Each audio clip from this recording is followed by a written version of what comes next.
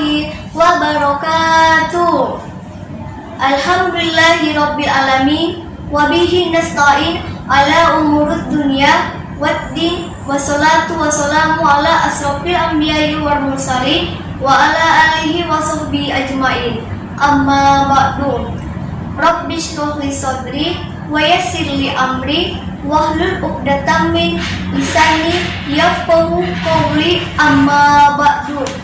Hadirin yang dimuliakan Allah, pertama dan yang paling utama, marilah kita panjatkan puja dan puji syukur kehadirat Allah Subhanahu wa taala.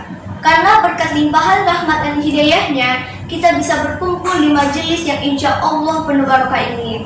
Salawat serta salam semoga senantiasa kita haturkan kepada Nabi Muhammad SAW yang telah menerangi dunia dengan ilmu, yang telah memberikan suri tauladan bagi umatnya. Dan semoga kita semua mendapat syafaat dari beliau fit dunia hatta akhirat.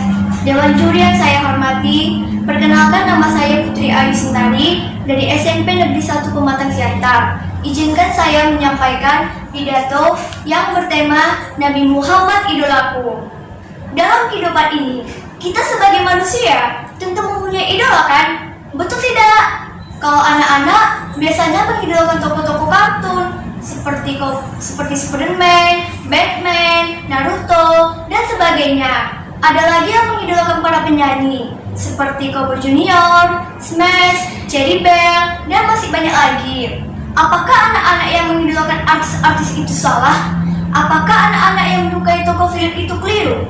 Kalau mereka hanya menyukai musiknya, lagunya, itu tidak apa-apa. Tapi kalau mereka sampai mengikuti tingkah laku perbuatan penyanyi tersebut, maka itulah yang berbahaya. Kenapa? Karena para penyanyi itu hanyalah manusia biasa yang bisa salah dan lupa. Hadirin yang berbahagia, lantas siapakah yang pantas untuk kita idolakan? Yang pantas untuk kita ikuti tingkah laku dan perbuatannya? Yang pantas untuk kita idolakan tidak lain adalah junjungan kita Nabi Agung Muhammad SAW. Mengapa kita harus mengidolakan beliau? Mengapa kita harus mengikuti akhlak beliau? Karena beliau, Nabi Muhammad SAW, mempunyai akhlak yang mulia, senantiasa jujur, perkataan yang menyejukkan hati, senantiasa kasih sayang terhadap sesama. Sebagaimana firman Allah Subhanahu wa taala, A'udzu billahi minasyaitonir rajim. Bismillahirrahmanirrahim. Wa innaka la'ala khuluqin azim. Sesungguhnya engkau Muhammad mempunyai akhlak yang mulia.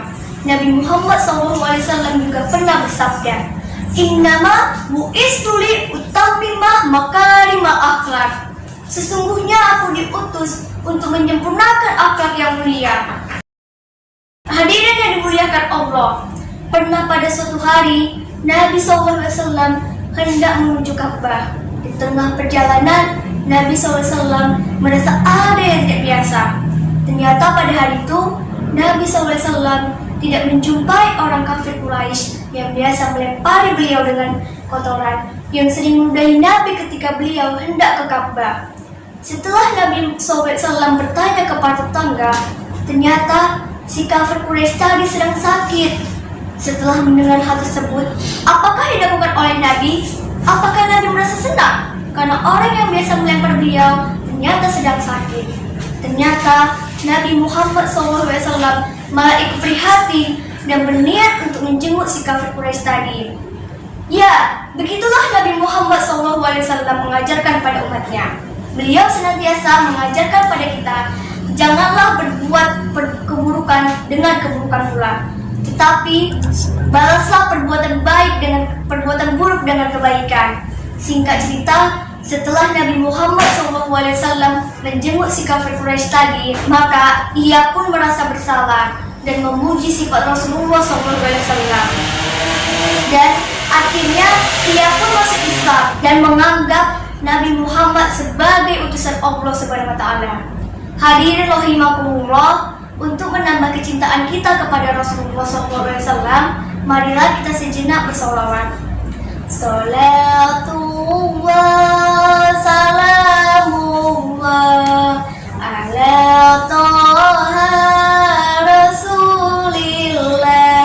Salatullah